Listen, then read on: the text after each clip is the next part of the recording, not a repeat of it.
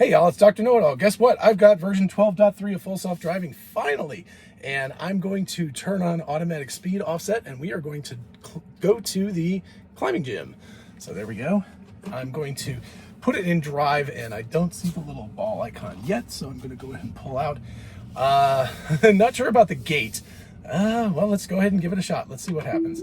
So the gate should open as I go, but it's just decided to sit there, so I'm hitting the gas a little bit. I don't know if it's going to see this gate or not. It should open. Now it should go through. And yes, indeed. Okay. Whew, it's cold outside, but a little bit warm here. Okay, so now we've got to get out into traffic. So this will be interesting to see.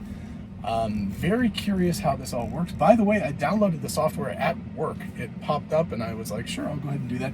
Just shows how much I trust this whole thing. This is really interesting because I cannot see around the side of this Subaru Ascent here, so I may have to give it a little bit of gas. It should go now. It's thinking about it. Okay. All right, so there we go. And now we're going to get to a traffic light. So a little bit wussy about all that stuff, but not terrible. So anyway, let me see if I can adjust my video right there. Cool. Yeah, so version 12 of the software, I'm very curious to see how it works. I've got the, like I said, I've got the automatic speed offset on, so I don't know exactly how fast it will decide to go. I do have it in assertive mode. So there we go, and of course I will be waiting for this, and as soon as this light changes, I know there will be students who will be traveling back and forth to, to go across the crosswalks, all of that kind of stuff. So I get a nice sort of like look at how this is going to deal with pedestrians here. And so you can sort of see like the general outline here. In fact, what I will do is I will make that bigger so you can see it better. Whew, it's really hot in here. Don't know why the automatic temperature control feels a little bit on the quiet side. Probably because it's very chilly outside and I was walking fast. So now that it's inside the car, it feels a little bit warmer with my jacket on, or my shirt on. Anywho, so yep, so we've got a cyclist, we've got the pedestrians, and now we're moving. So let's see how this thing does. I don't want to give it any gas, so we'll see. It should hopefully, I've got 12 seconds on the clock over there, so plenty of time. It's actually doing very well here. 11 did not do well with this kind of stuff, because what it's doing is it's negotiating with all the students that are walking across. That was actually very, very good. I'm super impressed by that. So score 1 for full self-driving immediately. Actually score 2 because it went through that gate appropriately too. I'd never even tried that with version 11 of the software because I was scared too. I didn't know if it would just decide to just run right through it or something like that. So anyway, so now we're going on, and okay, so now we've got our noodle here, and we should go straight. And FYI for anybody who might not know, because I'm sure most people do, but I am not driving the car at this point. The vehicle is. I'm still legally in charge of it. So once in a while, I have to kind of just like move the steering wheel just a little bit. Oh wow, that's so much better of a stop. Previously, it would come up and then it would stop very aggressively. That time it was much more smooth and just kind of mellowly going through that crosswalk. Oh, really nice. This is a really good test. I'm super happy that I got it right now because I'm able to test it with all of these environments with the students and everything walking across, and there's somebody crossing illegally up there, so we'll see what happens in terms of that. And there's very narrow lanes coming up here. I'm going straight through this light when it changes. But anyway, all of this is really, really good so far. But anyway, so I am legally responsible for the vehicle, of course, so I have to take over if I need to take over. I don't know what it's doing there. Okay, it had a little bit of a wishy-washy moment. Either of these lanes is fine, but it was just interesting how it was kind of like deciding between the two. I would have personally stayed in the left lane because I'm going to have to turn left up here eventually anyway. What's also interesting is I'm no longer seeing the noodle when we're stopped. So, right, normally it used to show it kind of going through, but now it looks like when it's stopped, it doesn't really show it until it starts proceeding forward. Anyway, back to what I was saying before. I am responsible for it, but the car is driving. So I'm not touching the gas pedal accelerator pedal. I'm not touching the brakes. I am not moving the steering wheel. It's doing all of that stuff itself. But if I have to take over, of course, I can hit the brakes, I can turn the steering wheel, and I get back control immediately of the vehicle. But thus far, it seems to be working pretty darn well. And that guy just illegally went through a red light. So there you go. This is the reason why full self-driving is so difficult, is because of humans. Like the car itself could negotiate this stuff. If you took away the traffic or made all of the traffic full self-driving, the car would be able to do it already. It would be no problem. Humans are just incredibly unpredictable when it comes to driving. And so that's that negotiation of dealing with other human beings. So now the light should turn green, and so I should go, and so you can immediately see the noodle starts to show up there. And see, it's saying apply slight force, so I just touched the steering wheel. Oh, it's always scary going by those curbs. Ugh. So this is really, really tight. I don't know if you can tell on the video, but these two lanes are super, super compressed coming through here. The downtown area is not as, it feels like they just added a bunch of lanes without adequately preparing for it. Okay, so interesting, a little bit of a soft takeoff there. I feel like it could have gone a little bit faster, more aggressively, but it doesn't really matter ultimately. And the car should be changing lanes here. I'm not exactly sure what it's thinking about for that, because it should be in the left lane, because I thought it was going to make a turn here. Maybe. What are we doing? Oh, okay. It's decided to pick a different direction, so whatever. Normally I would turn left right there, but it's decided to go right, which would also explain why it decided to get into the right lane back there, because it was actually thinking ahead, which is a really good sign in that case. So opposite of what I was thinking, which was that it was a problem, it's actually probably a good thing that it decided that it was going to do that. So, okay, there we go. All right, so this is weird too, because again, what is the navigation going here? Whoops. All right, this is a bizarre way to get to the gym. It either should have gone left back there, or it should have gone right up here, and whatever. That's up to the navigation system. Google Maps gave it something weird, but now it should roll through this, even though we don't have an arrow. That was good. So generally speaking, I can tell you that I'm feeling everybody's been saying this, but a more human quality to this. It feels a little bit more like a person is driving rather than a robot. So notice that the I think it's 25 here. I can't remember if it's speed limit is 30, I guess. But anyway, it seems to be, ooh, don't drive over the sticks. That was okay. It really should not be in this lane right now. So that was a mistake. I did not disengage because there's there's cars there, but that was clearly, those were parking spots. Those were not that was not actual traffic lanes. So the car should not have been there. I guess it's okay, but it's not great. But I'll give it a ding on that, because it should have realized that it wasn't supposed to be over there. It should have stayed in the lane until we got to the turn area. Anyway, notice that it's being really, really wussy here. So generally speaking here, 35 would be a more reasonable speed to be going, even though the speed limit is 30. And my friend that I'm meeting at the climbing gym just texted me. So anyway, we should see, now this is an interesting thing, because we've got a train track and we're very much on top of it coming down. And the car, fortunately nobody's behind me, but I feel like this is really, really slow. It should be going faster than this. 28 feels like really slow coming through here. So the max speed, the auto max speed, is probably something that I'm going to turn off so that I can override it, because I don't tend to want to drive under the speed limit. I mean, we're going 5 miles an hour under the speed limit right now, and fortunately nobody's behind me, but that's just not appropriate behavior. It cannot go that slow, and I'm just checking. I'm in assertive mode, so this is something where it should be driving much, much more quickly. So let's see how it handles the stop sign here. Nobody's behind me again, so I'm good. And it goes through. Yep, okay, that's reasonable. It did okay. I mean, again, it could be more aggressive or more assertive. I shouldn't say aggressive, that sounds bad. It should be more assertive coming off of that, and it should accelerate more quickly going through the intersection. Now I've got a weird uphill thing with a left-hand turn and train tracks, all of that kind of stuff. It handled that okay. This guy's turning left up here, which might mess things up a little bit, but there is a speed bump. There's 2 speed bumps coming up here, and it'll be interesting to see how it handles it. So you can see number 1, don't see a visualization for it, but okay. It very clearly slowed down to it's too excessively, honestly. I guess there's 3 speed bumps. Anyway, so we'll see how it handles the next one. So it caught the first one. That's good. Again, 11 was really hit or miss. It was like 50-50. I feel like it's slowing down a little bit much for these guys. They're probably like 20 miles an hour would be completely adequate.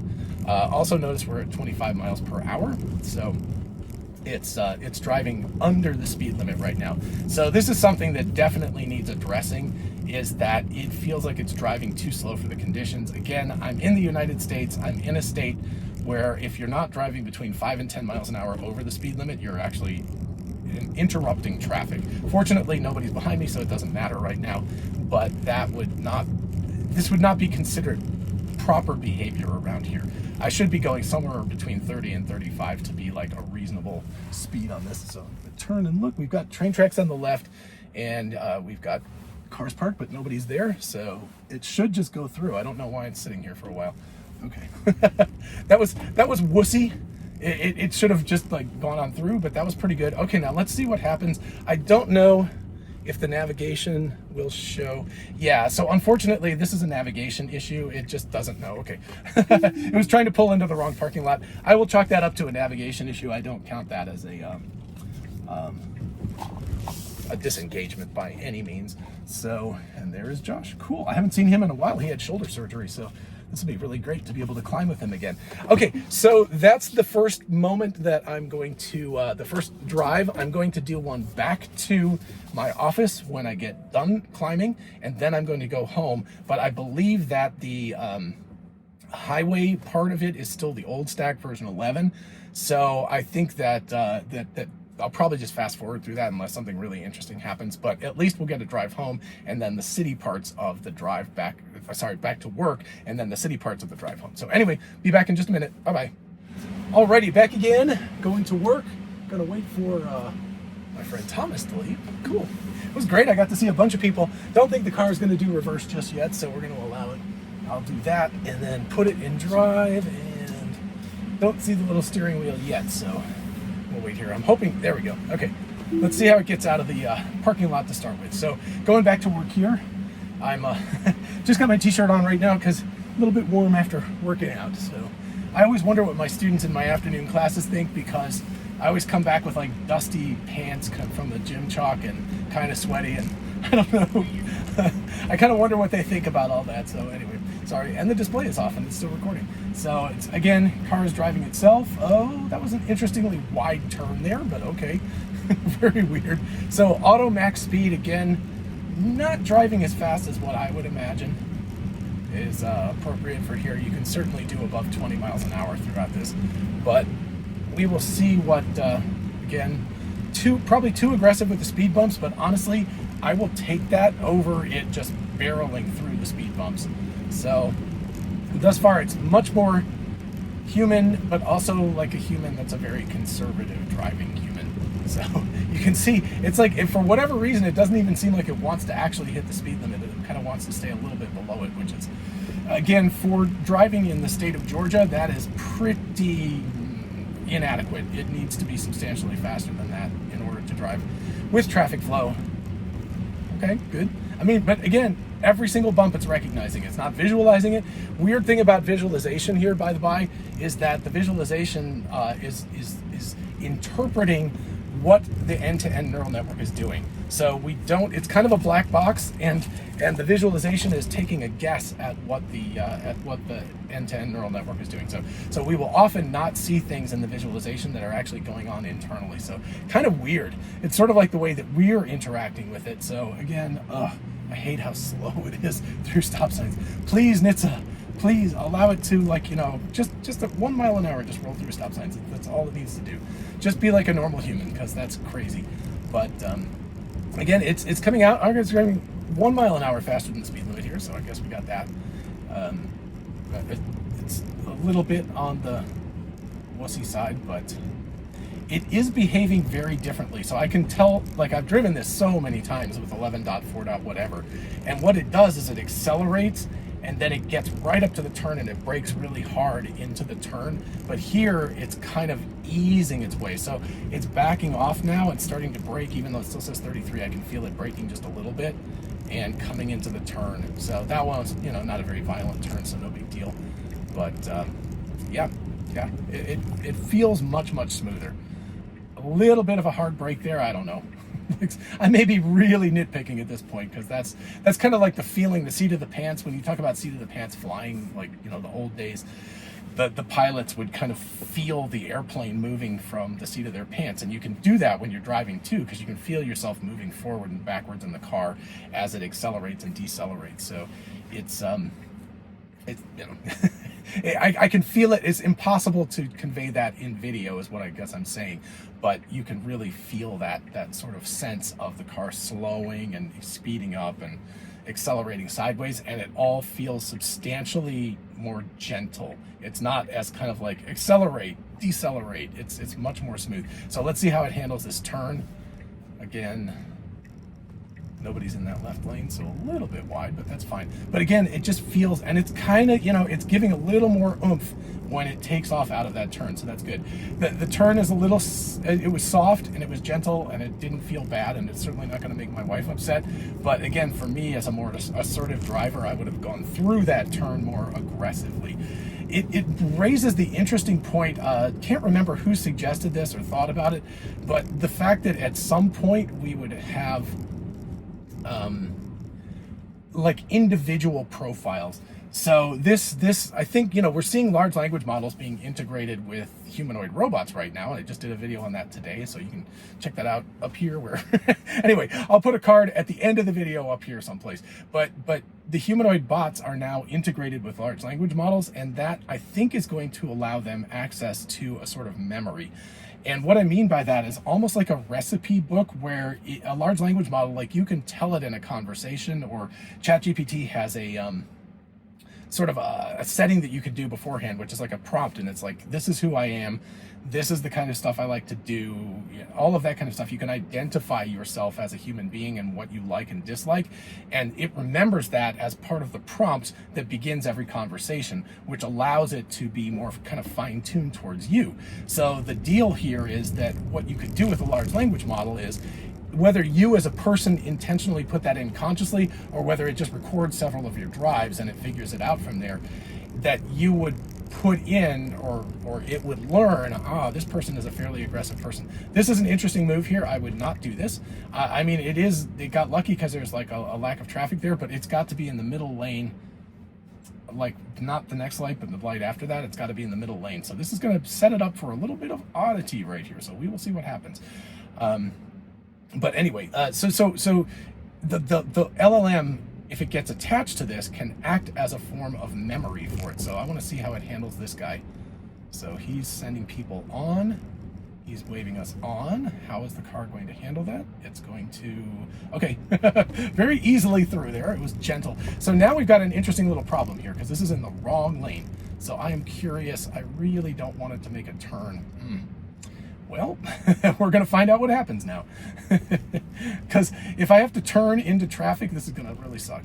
So, okay, it's making a turn. Oh, wow. It got, it's going to go. Okay, it got lucky because that guy was kind of like wussy. And it was very hesitant there, and it got back in. So that was again, it goes back to the planner. And this is something, I actually am going to do a video on this. I've been sitting on it for a week because I've been thinking a lot about it. But it has to do with Jan LeCun's recent interview with Lex Friedman. So I'll give you that as a hint. Definitely like, subscribe, all of that good stuff so you can see that one because it's coming up within the next day or two.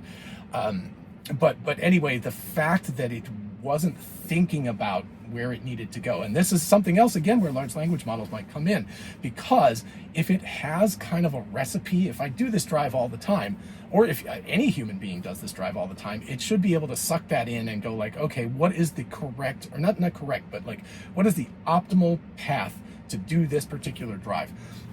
And it can get, again, not just from me, but from an anonymized data, fleet data. Let's say like 20 people do this drive all the time. I don't know that anybody does this because it's kind of a weird drive. But even if I do it 20 times, it will eventually learn kind of the optimal path and which lanes to be in. I already knew this because I have local knowledge, whereas I wouldn't have known this if I was a new driver in the city. So relative to being a new driver in the city, it's doing really well. But relative to an expert, who's somebody who has a lot of local knowledge, like which lane I need to be in, that's inadequate. It didn't do a good job because it should have set itself up and been in the left lane previous to that moment so that it was able to not have to make that kind of last minute maneuver and depend on the kindness of strangers. So that's, that's the basic idea here. So anyway, it's doing better, but I still feel like that planning part is a missing piece. And that's something that LLMs or potentially something else will be able to come in and deal with. And something else is what I'm going to talk about in that other video. So let's see what it does with this person. She's kind of, okay, there's a person on the right. I don't think it was going to stop for the person on the left, but she also now is going across. So yeah.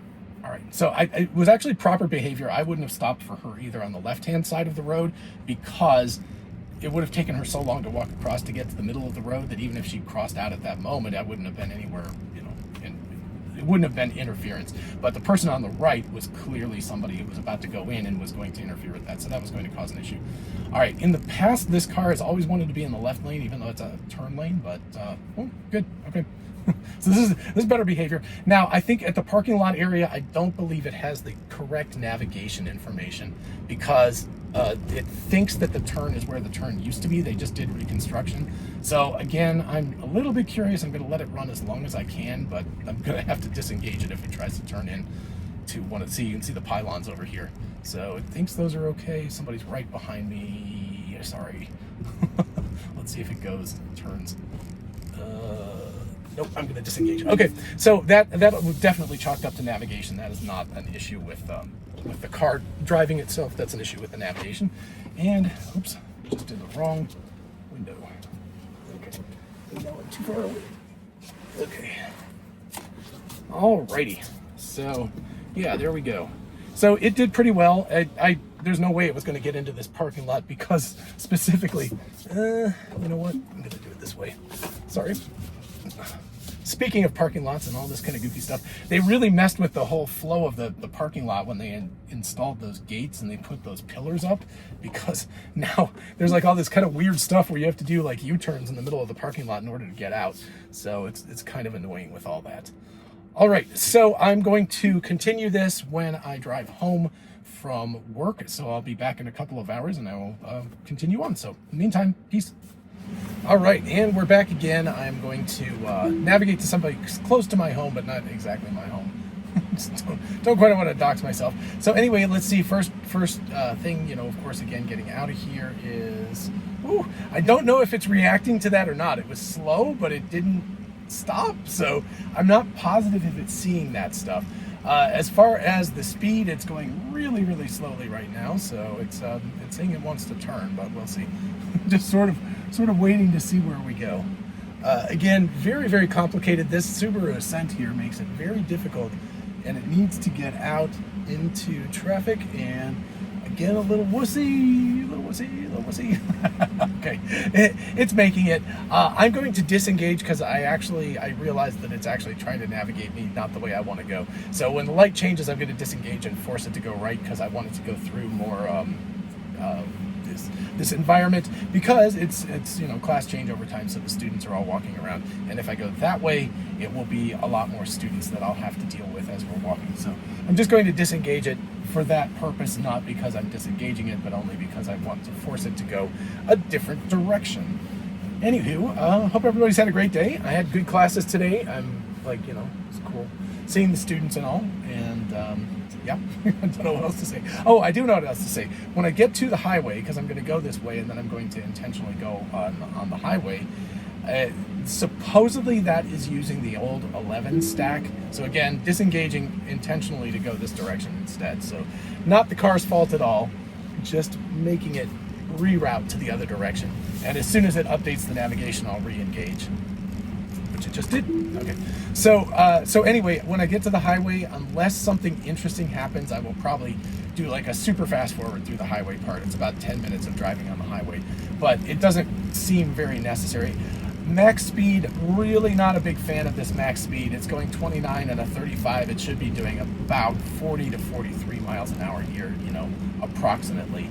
It certainly should not be going under the speed limit, and absolutely not if it's in assertive mode. That's just ridiculous. It needs to be going much faster. It's being a little hesitant with these people. Probably did not need to be, but again, safer is better than not safe. But at this point, man, this car behind me is going to be pissed. This guy's coming up, and I'm just puttering along like an old person. So thus far, the car has been driving fantastic, but the speed limits are atrociously bad. This is stuff that it really, really, really needs to get better.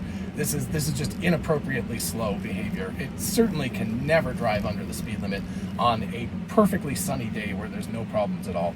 you know, if it was like a blizzard or something, then sure, absolutely. But under these conditions, it shouldn't even be considering driving under the speed limit. It should be driving over the speed limit to match standard Georgia driving behavior. So big ding on that. I will probably turn off the auto max speed, you know, unless I'm doing demonstration drives, and have it, and hopefully, it looks like for some people that the auto max speed, even if it's set to like manual, it doesn't work properly.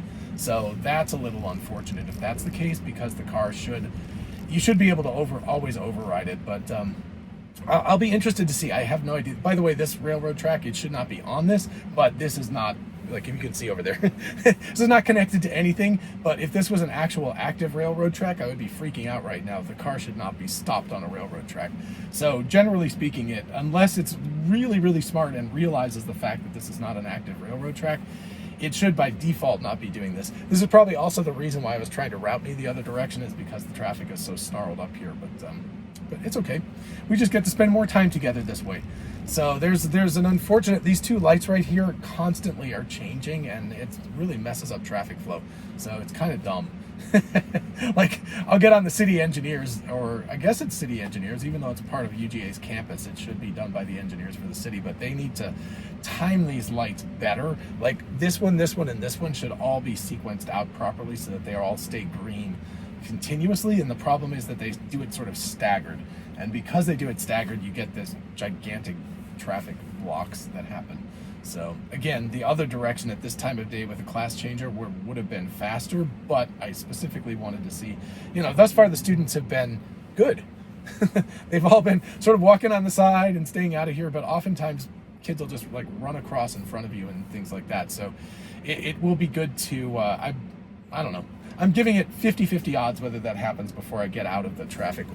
By about this point down here, we're not really in the student area anymore. But up until then, there's a good chance that we will have somebody come running out or doing something stupid, or a bus deciding it wants to pull out right in front of you or whatnot. So there's plenty of opportunity. So interestingly enough, that guy has his turn signal on. You can see that was not the case. So for some reason, it thought that guy in front of us, the Jeep, was trying to turn, which was clearly not the case. But let's see when he brakes again, because we'll have, yeah, the light is red. So one good thing I will give it, previously on this road where it couldn't see the traffic light up here, it would make an assumption that all the cars were parked, and it would try to actually pull around them, and I would have to disengage. So that's a big big thumbs up to Tesla's AI team for that one. That's a definite plus, because it's very rock solid. It's not worrying about it anymore. Interestingly enough, it really thinks this guy up here, it thinks this Jeep is turning left. So I'm not exactly sure why, because the light is not like the light's flickering or anything. It's very, very clear. Well, now it's not, but now it's going back again. So I also love the visualization of people on scooters. They're like visualized as if they're walking, kind of funky. But we get scooters, we get bikes, we get one wheels, you name it. There's people who are riding on all kinds of things around here. So they do whatever they do around. And let's see, I'm not sure if we'll make it through this light. That bus has been stuck here for quite a while. So we'll see if that bus gets out. This is what I'm talking about by sequencing, basically. Because this light right now is red, which means that even though we've got a green light, we can't go through. It's just really terrible on the part of the traffic light management thing. They're just independent. They're not connected to each other. Just really, really bad city planning in terms of lights. But that's very consistent for Athens. I don't know about Georgia in general. I don't have quite enough experience, but the city of Athens, they do not time their lights out. Nobody seems to think about that at all. And so you just end up with these terrible traffic snarls like this, where there shouldn't be a problem at all. Because if they would just sequence the lights out so they were all green at the same time, then everyone would move through, but instead they're just random. So you get red, green, and then you get backed up, and even though the next light is, even though this light will turn green in a minute, there's a good chance we won't get through the light because the next light will be red, which means we'll be stuck and we won't be able to drive. And then there's like random left turns here, which I guess that person was turning left, so there was actually a left turn. So that was valid, but sometimes the left turn arrow will turn even though nobody's turning, so you lose like that time period where you could be going through the lights. So I'm just gonna sit here and bitch about lights. I feel like I have a little bit of a right to, because my friend Charlie his dad, I think he's retired now, but his dad is does this kind of stuff. Okay, so that was a little excessive. It wasn't terrible, but it went through. At least it got through the intersection. It cleared it well. But anyway, his dad he actually works doing like traffic flow. He's worked a lot in Europe, I guess, where they work really hard in cities to try to like get all of the traffic flow working as well as possible in terms of lights, in terms of roundabouts, all of that kind of stuff. They do a lot of infrastructure work.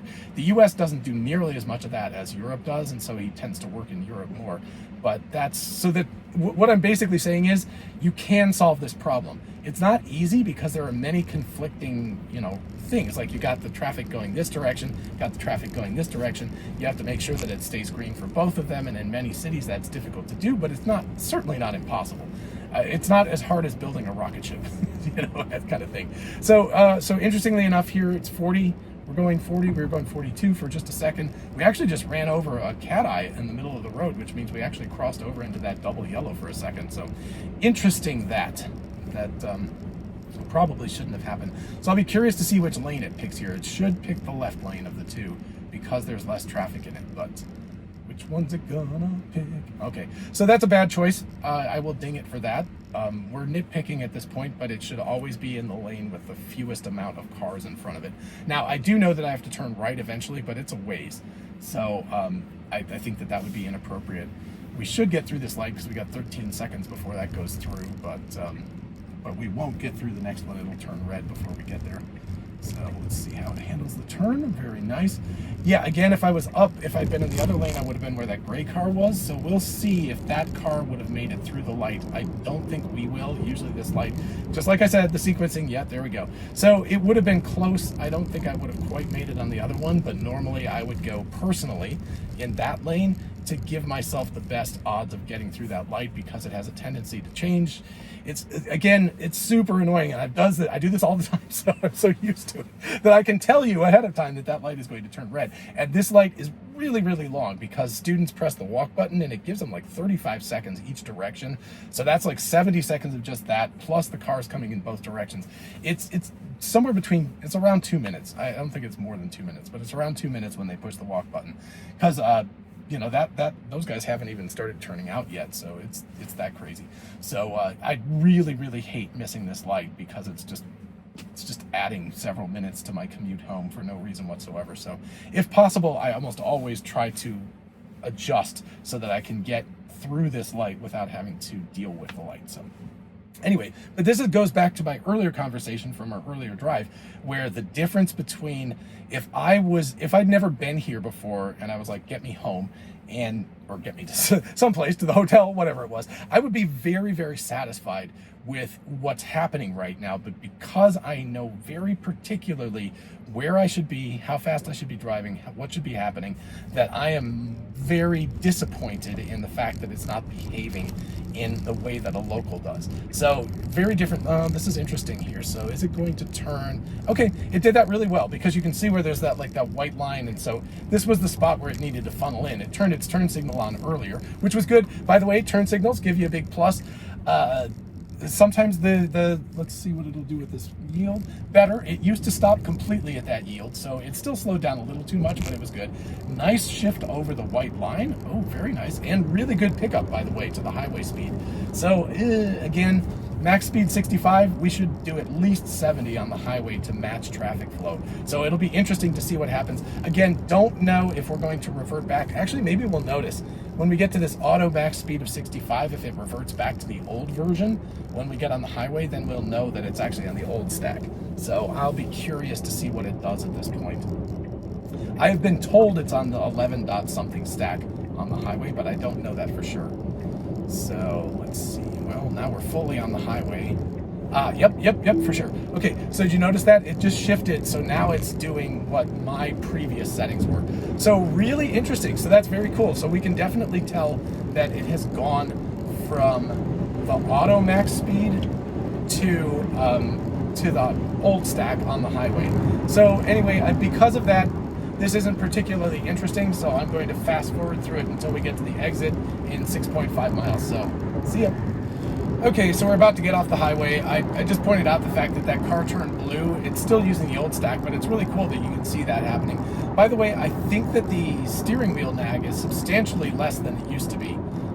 It doesn't seem like I'm having to like jiggle the steering wheel nearly as often as I used to. So let's see, well, as soon as I said that. So now it's back to the auto max. So you can see it just switched back. So therefore I would say that we're on the, so essentially it's on the entrances and the exits, all of that stuff. It's using the new version 12. On the highways, it's using the old version 11. But, you know, aside from being a little bit generous in terms of the amount of space it's giving over to, so let's see what lane it picks here. This is interesting. It should stay in this lane because trucks, you don't want to get behind trucks, even though normally you'd want to be in the left lane. Here it would be good, plus the fact it's probably setting itself up for the turn. But anyway, I was going to say the highway, and just in general, it gives too much space between itself and the car in front of it. Just because people are relatively aggressive and they will pull in front of you if you do that. So I know that according to proper driving behavior, you absolutely should give yourself 1 car length per 10 miles an hour. So at 70 miles an hour, you should be 7 car lengths behind. Believe me, my mom's voice always back in my head. It's like 1 car length, 1 car length, 1 car length. But the problem is if you do that, 7 car lengths is a really long ways, and the vehicle will good. So, well, I guess being in that lane would have been faster in the end, just mostly because that Toyota was unable to realize that it needed to go. But anyway, you know, regardless of what you're supposed to do, the reality is that you have to keep it a lot tighter than that in traffic, because otherwise people will just pull in front of you all the time. So anyway, this is crazy. There used to be trees here and everything. They're redoing this entire intersection. So it looks so weird now because I can see so much. There used to just be pine trees everywhere. So it looks really different even though it's the same place. So good for the, you know, for the car, it's able to deal with all of these externalities that change. It's like, that looks different for me as a human driver. So if this was something like Cruise or something like that, where it was using LiDAR and pre-mapped systems and everything, it would have a serious problem with that. Also, this is not going to go my normal way home. You know what? I am going to, oh, wow. Oh, wait a second. Okay. What are we doing here? No, it's just wrong. So this is bad navigation data, because you'll see right here, I want to see what it does. Is it going to go, oh crap, because this is a definitely right turn only. How is it going to handle this? I want to go right, so it's okay. So now it's trying to turn left. Okay, I'm going to disengage, not because of a safety thing, but because of navigation, but I really want to see how this car handles a parking lot driving situation. This is 15 miles an hour. So let's take a look. So officially it's 15, it thinks it's 20. Actually, sorry, officially it's 20. Ugh, okay, I don't know what this guy's gonna do. There's a person to the left of us. We need to be in the left lane. I'm not exactly sure why it's going in the right. This is cool though. So, okay, so in version 11, this thing was locked in at 15 miles an hour and you could not override it. So this is the one case where I think it's actually driving at appropriate speed. Doing about 30 and a 20 in this particular environment is really good. So congratulations. This is the first time it has done this. Now, the next challenge will be what happens. Okay, so it's turning. Good. Those guys are coming, but far away. And now let's see how it handles this. It's a little bit of a wussy turn. Okay, it can do that with a little more aggressiveness. So we're back to 25. It's got a little bit of a pickup here. That red car behind us is not pleased. So I want to see what the speed limit is here, because it does not have a sign. It's a 50 mile an hour zone here, but I do not know what it's going to decide the actual speed limit is. So I'm very curious what it thinks. It has previously always said it was 25, which was really bad. Okay, so now it's going up. Gosh, that red car behind us is going to be so pissed. These kinds of stops, okay, so let's see. Still thinks it's 25. Now, it is going 38, which is a lot better than it used to. So this is not my house. This is going to a different destination that's close to my house, but it's going to have to deal with this mail truck. So that was actually a lot better. Still completely the wrong speed limit. This is, like I said, it's 50 here, but at least it behaved better than it used to. So now it's turning into a lot. I want to see what happens when it gets here, because I have not tried to pull over to the side of the road. It should be able to find a parking place. This is like, I don't know, half a mile from my house or something like that. It's a different neighborhood. But anyway, I'm very curious to see what it'll do. I just dropped the pin. I have no idea where I'm actually going to a specific house. But it should hopefully pull in and find a spot between the driveways to pull over when it finishes. Haven't had a chance to check this out yet, so this will be a really good finish to the test to see how it handles the I'm done kind of thing. So once we get past there, it's also on a corner, which is a little bit goofy, so let's see how it handled all that stuff. What I'm interested in is whether it's going to pull over between the driveways like it should, or just not pull over at all, or block a driveway. You know, there's lots of different options here. So what is it going to do? What's it going to do? 100 feet, 100 feet. Okay, so it should stop kind of here-ish. Let's see what it does. Wow. Okay. I'm going to pull this out of full self-driving and put on the rear view. Oops. Let's go to rear view. I would say, yeah, I mean, that's pretty close. I wouldn't want to be too much closer to the curb, especially on a curve. So I think that's pretty darn good. Okay. So, you know, impressions about the whole thing. Also, I like the fact that I'm still able to give it audio feedback if I wanted to. I don't want to in this case. Number one, it's way more human. There's not this kind of jerkiness to it anymore. So it's going to pass the wife test, like the spouse test, like no problem at all. She's going to be so much happier with this version of the software than the old one. So big, giant kudos to Tesla for doing that. Obviously, it can end its navigation and pull over to the side of the road. That's appropriate. It doesn't have crazy windshield wiper behavior. It's, you know, a lot of things have improved. The downside of the whole thing, number one, the sort of 20 to 30 second navigation stuff is still an issue. It's not perfected. It's better, but it's not perfect yet, and that still needs to be worked on. And like I said earlier, I'm going to do another video on that within the next couple of days, so stay tuned for that one. The other thing is that right now, you can see I'm in assertive mode. It is behaving like I'm in chill mode. If I was in chill mode and it drove exactly this way during my commute and all that stuff, I would have been like perfect. But in assertive mode, it wasn't even driving the speed limit in many places. It was going several miles an hour under the speed limit. It was just kind of wussy in terms of getting out into intersections. It was wussy in terms of acceleration. It just wasn't accelerating quite as fast. Again, all very smooth, all very comfortable. If you are a very B-type personality driver, like you're just like, cool, whatever, everything's good, you're going to find this to be perfect for you. I am very much not that person. I am very assertive. I'm very much like, I need to be in this lane right now because it'll get me 2 seconds further forward and stuff like that. So if you're that kind of a driver, you're going to find this very dissatisfying. Now, I have been using the auto max speed, so I will switch it over to I'll turn that off, and I'll just see if I can manually override it in future drives and see how that works. But in the meantime, that's my biggest critique, is just it's way too type B. It's now a B personality driver. It is a very, very chill driver, even though I had it in assertive mode. So if I was a chill driver, I would have been like absolute perfection Tesla. I did not have to disengage anytime except for navigation issues where it didn't quite understand where a parking lot entrance was and things like that. Not the fault of the full self-driving, more the fault of the navigation, but didn't have to disengage, super comfortable, didn't make me feel like it was going to kill a pedestrian as I was driving past them or anything like that, where I was like white knuckling it, trying to make sure it didn't do anything stupid. Incredibly predictable, but super, super chill. So that is not acceptable to me just because of my personality, and I will never be able to stand it. I will override this all the time, at least by hitting the accelerator pedal to be like, get going. And hopefully when I turn off the auto max speed, I will be able to set my max speed as I wish. But I would prefer that in assertive mode. Maybe they need assertive plus. Maybe it's like they need one more mode that's even more assertive, and it's like more than that, because if assertive mode felt like chill mode, there needs to be another mode. It is also possible that in this version of the beta, it doesn't matter, because I've seen other drivers, I think Chuck Cook did this, he tested chill, standard, and assertive and didn't find any difference as far as I think he could tell between the three modes. So it is possible that at this point it just ignores that. It just doesn't even care what you've got, and it's just kind of in a standard to chill mode by default. If that's the case, then hopefully they'll be able to add that in as another feature, you know, coming up in the future. But anyway, I'm really, really impressed. I've seen so many other people drive it. If I'm not as impressed as I should be, I was literally looking for the problems. So I got to give a big thanks to Tesla once again. This is an amazing, amazing accomplishment, especially because it's a new architecture. It's very different than it used to be. It's not the 1.0 coding.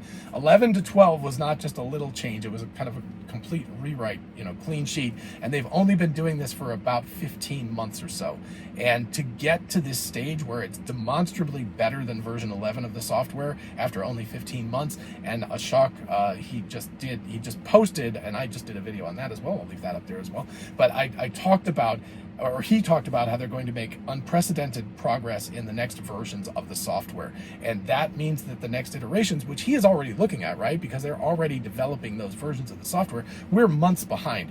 We have to do safety, QA testing, safety testing, roll out to small fleets, roll out to employees, all of that kind of stuff first. So we're multiple months behind what their state of the art is right now. So he knows when he says unprecedented progress, he's not just thinking about it and guessing. He's like, no, I can see it. Version 12.5 or 12.6 of the software is going to blow your mind. So it can only get better from here, and it should do so relatively quickly. 12.3 is rock solid. It did not cause any problems. I wasn't like, holy crap, I got to take over right now. Incredible. It was way too chill for my personality, but in terms of safety and everything, if it was an Uber driver, I just would have been like, yeah, okay, they're just a relatively chill driver, and that's the way it goes. So if I wasn't sitting in the driver's seat, if I was in the passenger seat, I would have been super happy with the whole thing. So that's my very long-winded way of saying amazing job, folks. And I can't wait to see what everybody else thinks, because I assume if I get it, everybody else has gotten it by now. I'm usually last. Definitely let me know in the comments if you've had different experiences or any kind of disengagements or anything. But, that was 3 drives with a lot of city driving and a lot of complexity among pedestrians and other things like that. And it did great, except for a couple of lane changes where it wasn't in the right place. Anyway, let me know what you think. And in the meantime, I will see you in the next video. Bye-bye.